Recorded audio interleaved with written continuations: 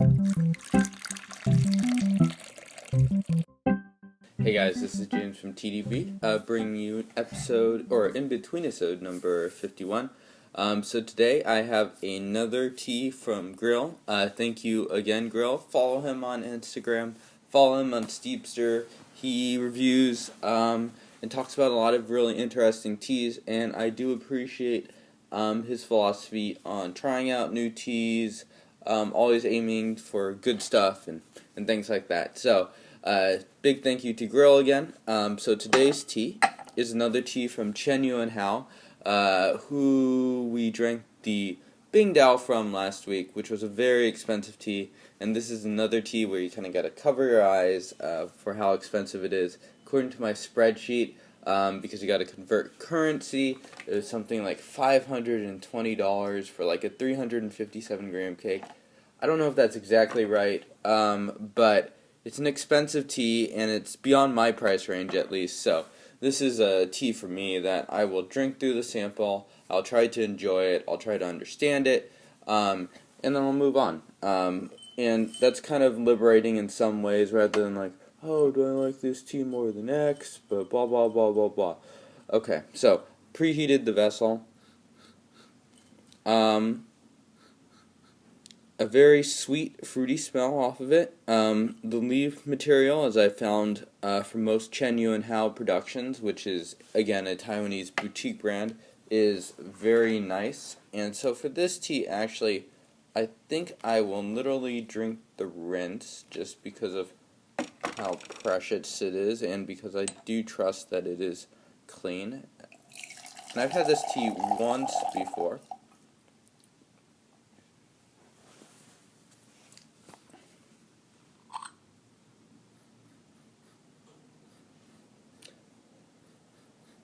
So, in my notes, which I was looking over from my previous session for this tea, I noted that the aroma was like a tropical fruit medley, and that is more or less exactly what I'm smelling right now.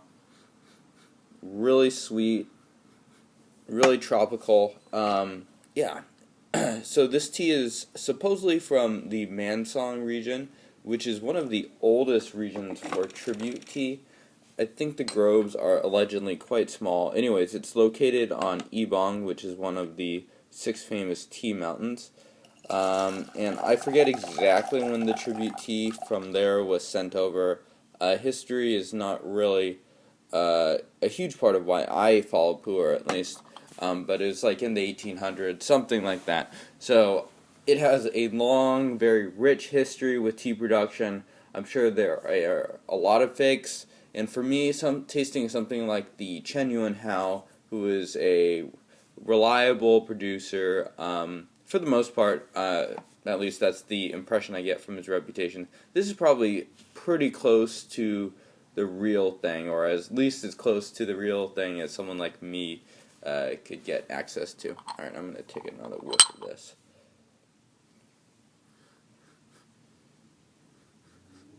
So, super fruity aroma, maybe a little bit of floral flowers in there, and so this is the rinse. So we'd expect this to be a little bit different just because the leaves are starting to get hydrated, and so yeah, cheers guys.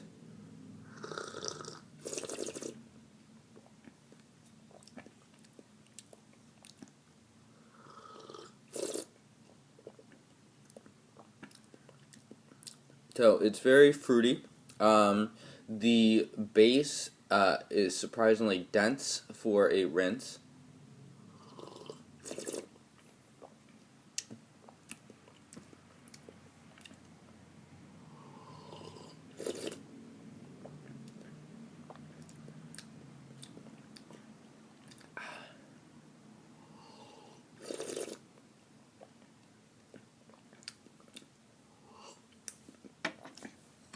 There is kind of a nice slick throat feel. I don't have, I'll need to keep drinking to determine exactly how I feel about that. But yeah, there's definitely some throatiness going on.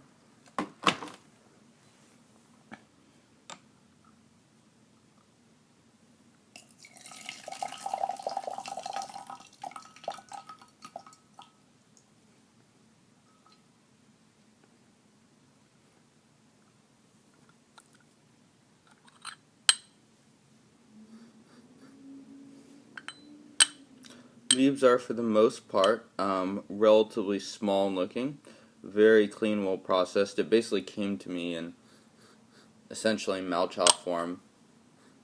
Super intense fruity aroma. Maybe a little bit of that sort of greenish base to it as well. Cheers.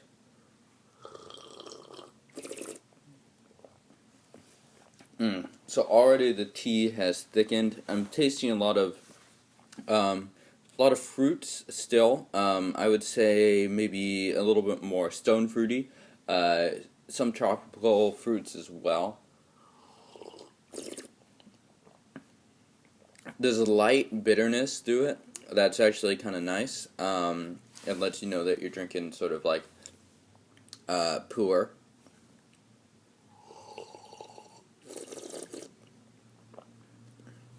The body is pretty thick, considering that a lot of these flavors that I'm describing you'd associate more with like lighter, more friendly teas to you, but the tea definitely has bitterness and it has body as well.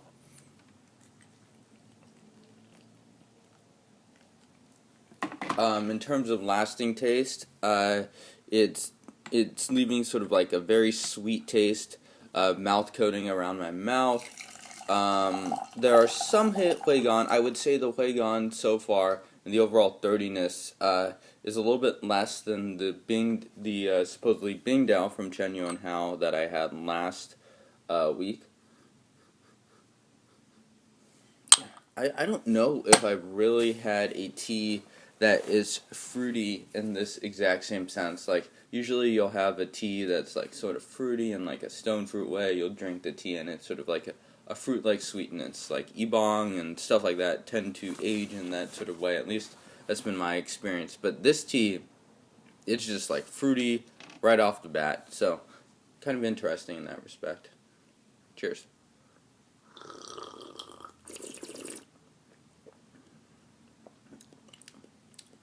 So, the light bitterness is continued. There's also a little bit of tanginess in this. Not at all overly done so far. I would expect that to potentially grow in the next steep. Now I'm also starting to really notice the chi, the energy coming off the tea. Yeah, it sort of sneaks up on you. This is also not like the Last Thoughts or the Hao Chawang that Grill also sent my way, where you just have the first steep, and even if it's the rinse, it's just like, oh, I feel that chi, or that sounds like it's a bad thing, but it's definitely not. So the chi has sort of snuck up on me. I am still only on my third infusion, so I guess maybe it's not that sneaky, but it's not like a chi where you immediately notice it. But now I'm starting to feel very uplifted. I don't know. Chi is always so challenging to describe.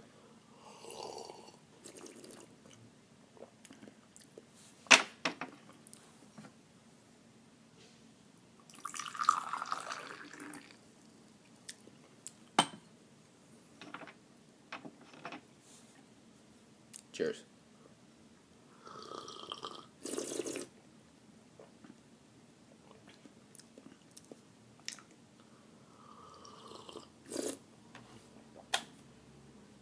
So very similar to the last steep. The body has not thickened to anything like super viscous, but it's medium to big body, some light throatiness, good chi. The flavors remain predominantly fruit with like some bitterness. The tea itself is very smooth. It's very easy to drink in that sense. I'm sure that some vendors would recommend steeping this at 175 or 190 or something like that. And if you did that, it'd probably still come out really good. You'd probably taste just strictly the fruits, and you could probably ignore my notes about sort of like sort of bitterness and stuff like that. But I prefer to steep it at higher temperatures. Partially for the just the reason of evaluating tea. The other reason is you can often have just more enhanced Huigan, throatiness, stuff like that. a lot of the attributes that I associate with pretty good tea.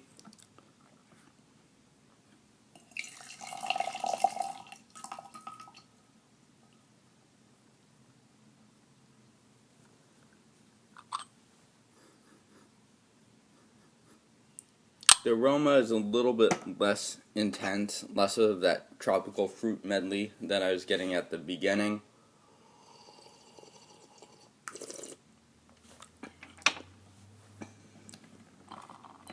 We will push this a little bit. And a good way for me to at least measure if a tea has throatiness, gone on a lot of those things, is to push the tea right around at this mark, and you can really kind of give it the stress test. Some teas will do very well, other teas will get overly bitter or something like that.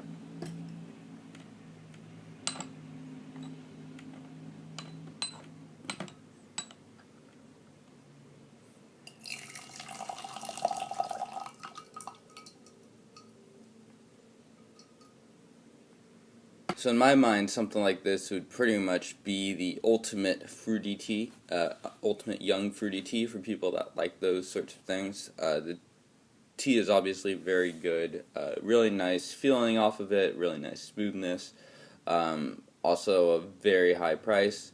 So if you have the budget, it's worth a sample. I'm trying to, this tea and the Bing Dao, I'm partially bringing on to just kind of showcase Chenyuan Hao. But also to, because they've offered some fairly unique experiences for me in terms of Pu'erh.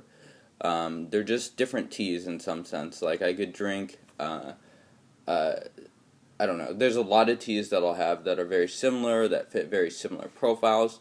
And the Bing Dao and the Mansong especially, and it might speak also towards my experience or what teas I've been drinking, have been really nice changes of pace. Anyways, I'm going to keep drinking these last two.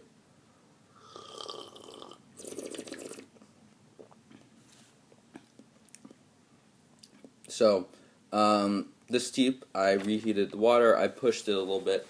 The bitterness is definitely enhanced.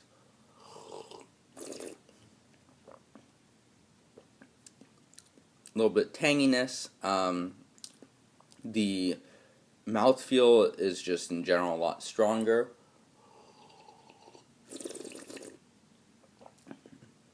The throatiness is far more obvious. The last few steeps in particular, I've been getting a lot of throatiness, and then as you pay attention, you can sort of have like a rising level of sweetness into your throat, and especially in the mouth. So my throat, my mouth, I'm tasting the tea all over the place right now. Cheers.